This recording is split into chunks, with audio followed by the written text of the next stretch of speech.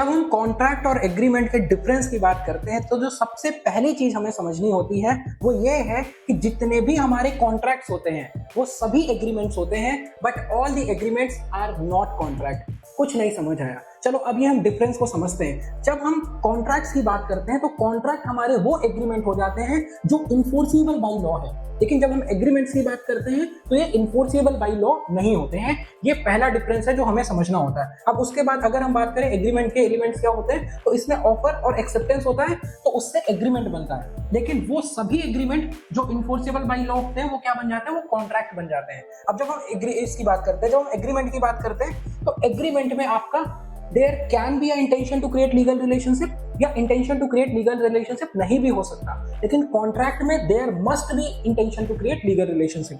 वहीं जब हम थर्ड डिफरेंस की बात करते हैं, they are not binding in nature. जो हमारा एग्रीमेंट है वो जनरली बाइंडिंग इन नेचर नहीं होता, जबकि हमारे कॉन्ट्रैक्ट्स बाइंडिंग इन नेचर होते हैं and they can be enforced through the court of law.